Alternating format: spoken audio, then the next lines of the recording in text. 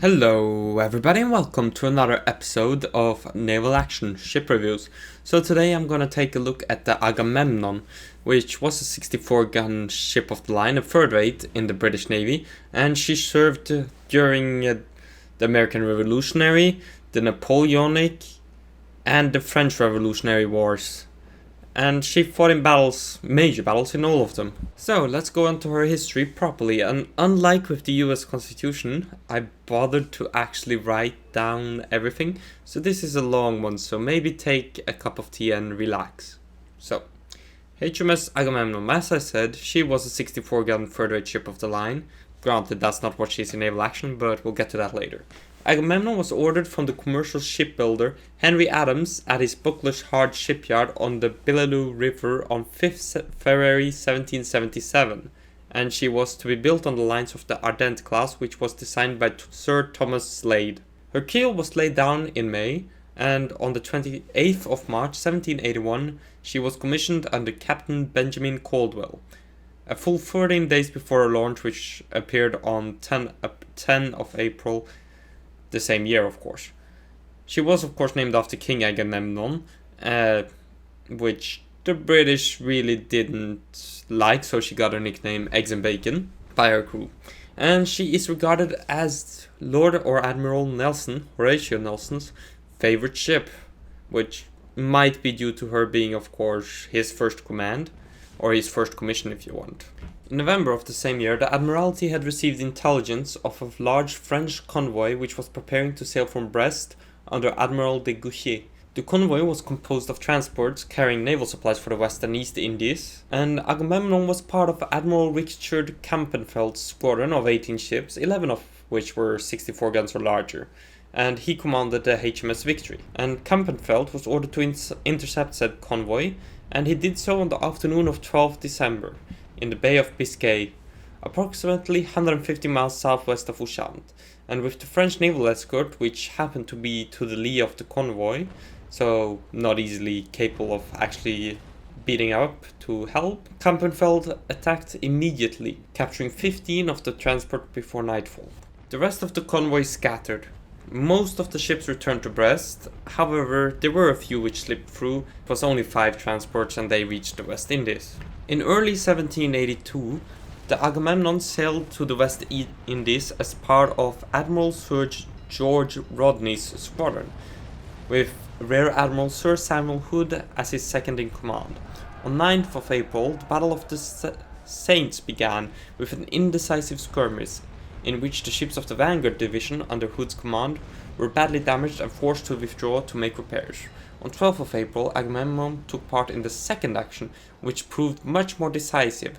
Over the course of the battle, Agamemnon had 2 lieutenants and 14 crewmen killed, and 22 other crewmen were wounded. After the signing of the Treaty of Versailles, which ended the Revolutionary Wars, not the one that ended the First World War, Agamemnon returned from the West Indies to Chatham, where she was paid off and docked on 29th of October 1783 for repairs and to have her copper sieving replaced.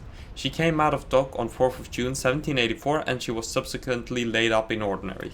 In anticipation for the start of Britain's involvement in the French Revolutionary War, the Treaty of Versailles was about the American Revolutionary War. After the execution of King Louis the XYI, that's 16th, Agamemnon, I should have just written 16th instead of XYI. Agamemnon was recommissioned on the 31st of January 1793. She was placed under the command of Captain Horatio Nelson. This was his first commission. And after provisioning, she joined the fleet laying at anchor at the Nore. She subsequently sailed to the Mediterranean to join the fleet under Vice Admiral Hood, which was blockading the French fleet at the port of Toulon. On 27th of August, the town of Toulon declared its allegiance to the Royalist Bourbon cause, and Hood's fleet moved in to take control of the naval dockyard and the 30 French ships of the line which were in the harbour. And unless I'm mistaken, the Commerce de Marseille, one of the ocean-class ships of the line, was in that harbour. I might be mistaken though. After capturing of the 19 of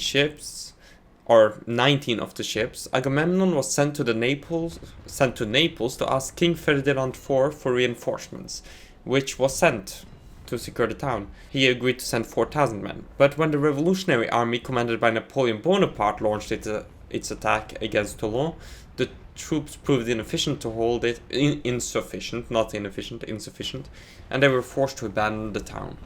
In April and May of 1794, seamen from the Agamemnon, led by our dear old friend Nelson, helped the capture of the Corsican town of Bastia. The French surrendered on the 21st of May after a 40-day siege, and after this action, Agamemnon was forced to sail to Gibraltar to undergo urgent repairs, the ship having become very worn out after just 16 months at sea, even though she had gotten fairly extensive refit just before being recommissioned. Upon completion of her repairs, Agamemnon returned to Corsica, anchoring south of Calvi on 18th of June. After Hood arrived with additional ships, Agamemnon contributed guns and men to the 51-day siege of Calvi, during which time Nelson lost sight to his right eye when a French shot kicked sand and grit into his face. On the 10th of August, the town surrendered, and Agamemnon lost 6 men in the engagement. Shortly thereafter, the inhabitants of Corsica declared themselves to be the subject of His Majesty the King George III. Agamemnon, still with the Mediterranean fleet, now under Vice Admiral William Hotham, who had superseded Hood in December 1794, participated in the Battle of Genoa when a French fleet comprising of 15 ships of the line was sighted on the 10th of March 1795. 3 days later, the French having shown no signs that they were willing to give battle, Admiral Hotham ordered a general chase. The French ship, Saïra, lost her fore and main topmast when she ran into one of the other French ships, Victoire, allowing HMS Inconstant to catch up with and engage her. Agamemnon and Captain came up to assist soon after and continued firing into the 80-gun French ship of the line, until the arrival of more French ships led to Admiral Hotham signaling for the British ships to retreat. Saïra was captured the following day along with Censor. On the 7th of July 1795, whilst in company with a small squadron of frigates, Agamemnon was chased by a large French fleet of 22 ships of the line and 6 frigates. Due to adverse winds, Admiral Hotham was not able to come to her aid before the following day, and the French fleet was sighted again 13th of July off the Hares Island, the Agamemnon having escaped. Hotham signalled for his 23 ships of the line to give chase, and in the ensuing Battle of the Hares Islands, Agamemnon was one of the few royal ships in the navy to engage the enemy fleet. The French ship Alcide struck her colours during the battle, only to catch fire and sink. Many of the other French ships were in similar condition, and Agamemnon and Cumberland were maneuvering to attack a French 80-gun ship of the line when Admiral Hotham signalled his fleet to retreat, allowing the French to escape into the Gulf of Frejus. Admiral Hotham was later greatly criticized for this move, and he was relieved as Commander-in-Chief in the Mediterranean by Sir John Jarvis at the end of the year. Nelson was promoted to Commodore on 11th of March, shortly thereafter. In the action of 31st of May 1796, boats from Agamemnon and Nelson's squadron captured a small convoy of French vessels off the Franco-Italian coast, while suffering minimal casualties. And on 10th of June 1796, Nelson transferred his pennant to HMS Captain, and Captain John Samuel Smith replaced him as Agamemnon's commander. Having been deemed in great need of repair, Agamemnon then returned to England. In May 1797, whilst under the command of Captain Robert Fancourt, Agamemnon was involved in the Nore Mutiny, which you can read more about on Wikipedia. I won't cover that here. Only 3 ships, Adamant, Agamemnon and Gladden, obeyed the signal, but Agamemnon's crew later mutinied and sailed the ship back to Yarmouth Roads. The ship was then taken to join the main mutiny at the Nore anchorage along with Ardent, Isis and Leopard, arriving on the 7th of June. After the blockade of London was formed by the mutineers, several ships began to desert by the mutiny, in many cases being fired upon by the remaining ships. Order was eventually restored aboard Agamemnon when the loyal seamen and marines forcibly ejected the hardline mutineers from the ship. Captain Frankert was able to secure a pardon for the remaining ship remaining ship company. On 18th of March 1800, Agamemnon was damaged when she ran onto the Penmark rocks. She came into Falmouth on 25th of March 1800. On her way to port, she had encountered Childers, which assisted her and accompanied her into port. With the assistance of the crews from two sloops, the guard ship Chatham and troops from Pendennis Castle at the pump, the crew managed to stop the water level in the hold from rising any further. Agamemnon made for Plymouth for repairs, and movement caused the leaks to gain on the men again. And when she was off Penley Point, Agamemnon fired a gun for assistance. When she reached Plymouth, she was lashed to a sheer hulk to prevent her from sinking.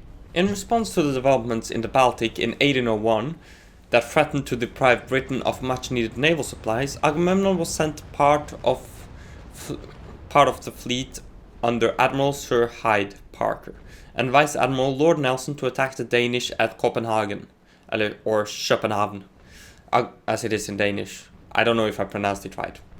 Agamemnon was positioned second in the line after HMS Edgar, and after passing down the outer channel, she grounded whilst attempting to round the southern tip of the middle ground shoal.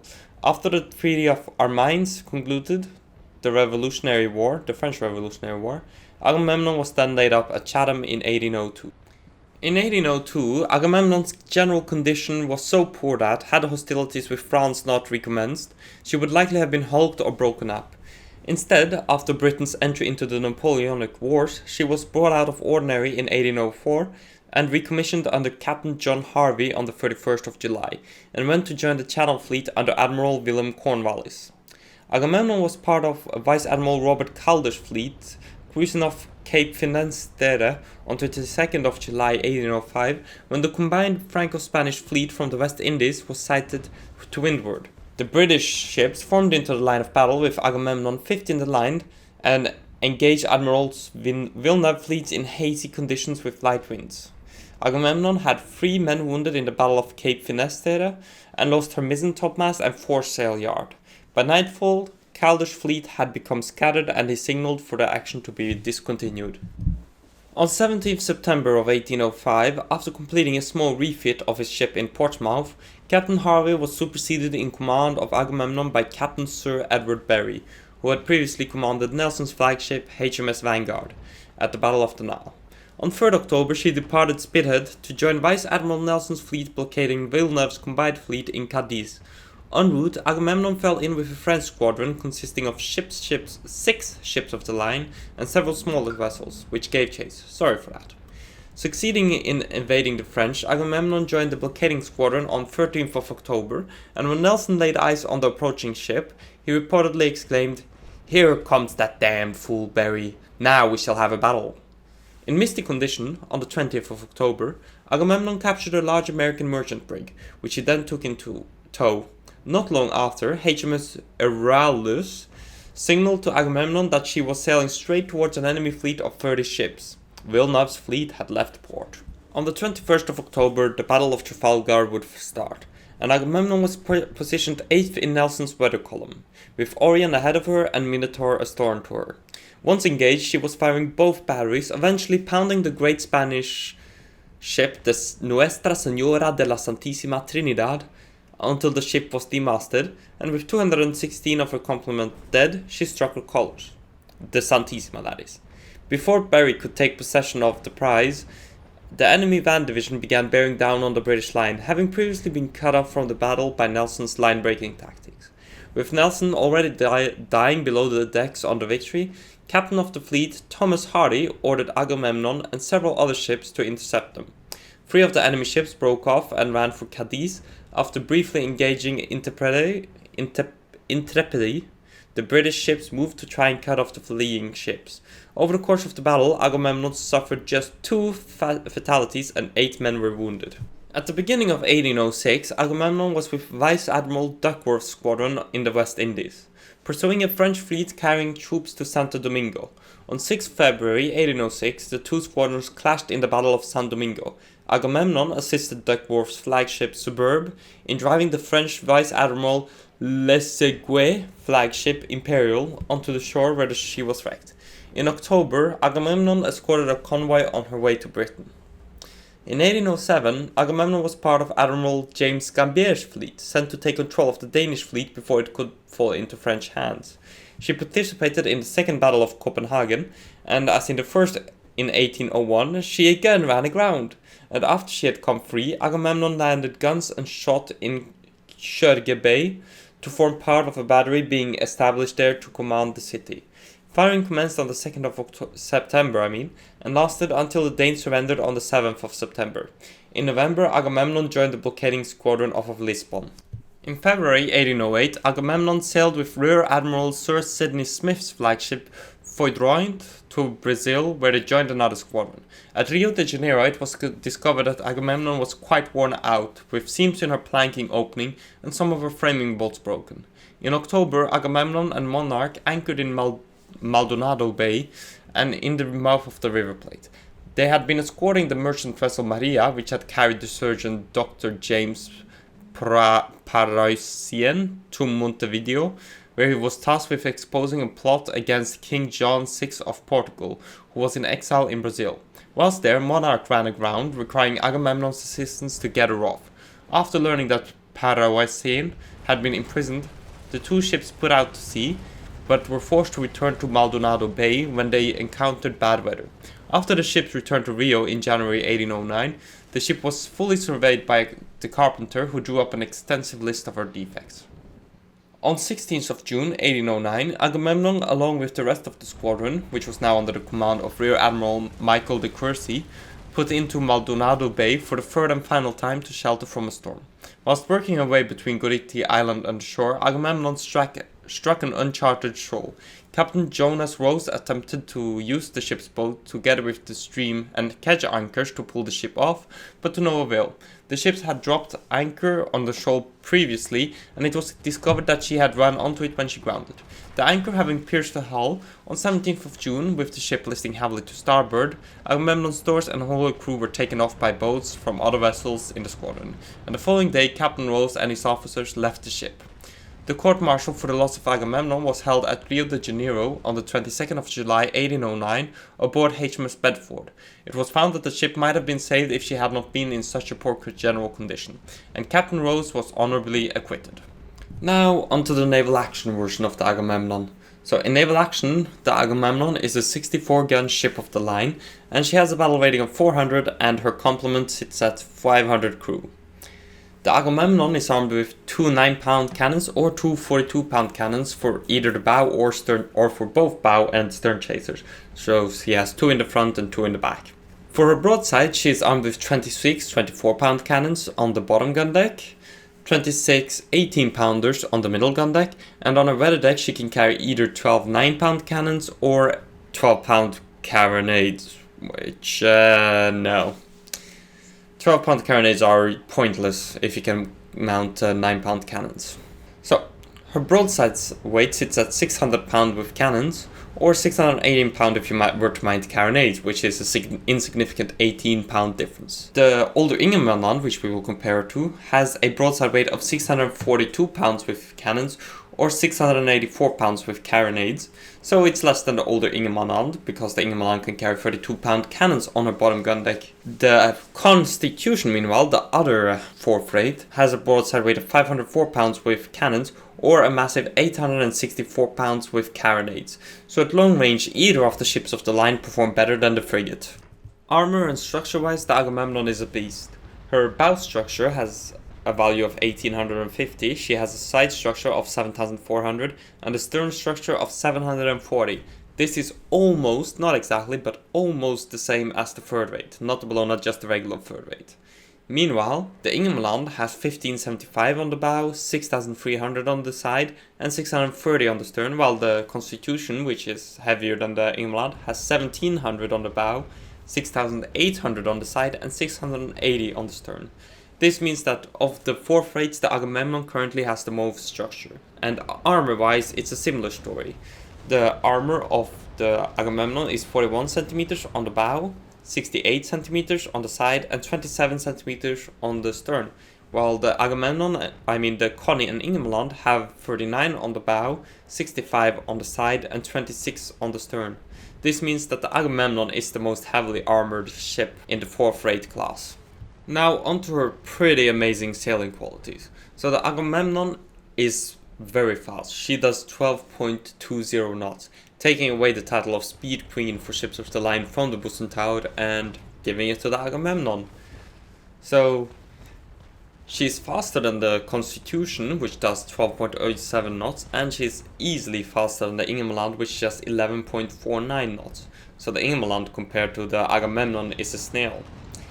Turning wise, however, she is the worst of the three. She has a turn rate of 2.32, while the Ingemeland has a turn rate of 2.47, and the Constitution sits in the middle with a turn rate of 2.38.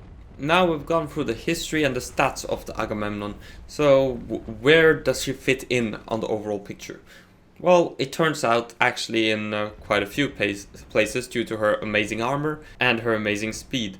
So there's two main roles I can see the Agamemnon. The first one is as a port battle setup, assuming that the Agamemnon will be able to go into regional port battles soon, TM. What I would do with this is I would make a live oak Agamemnon. I'd put magazine axes, extra planking, and optimized rudder on her. And for her non-permanent modules, I'd put powder monkeys, rum rations, extra hammocks, and paleosites. And something else, I don't know what personally, but something else you choose. And this is, in my opinion, my preferred port battle setup. She would perform excellent there, considering she has more armor than any of the other ships in her class for regional port battles. So even though her DPS or damage is a bit lower than the Ingemeland, it's not that much lower, so I think she would win out. Another role I can see the Agamemnon is in open world PvP. So she can be a fast and heavy hitter in a yanking fleet, and what I would do personally, the first thing is I would not put any cannons on the weather deck, just the 24 and 18 pounders. For the wood type, I'd do personally teak wood type with build strength, and for the permanent modules, I'd put copper plating, studding sails and magazine axes. And for the non-permanent modules, I'd put powder monkeys, rum rations, lightweight blocks and ropes, extra hammocks and light carriages.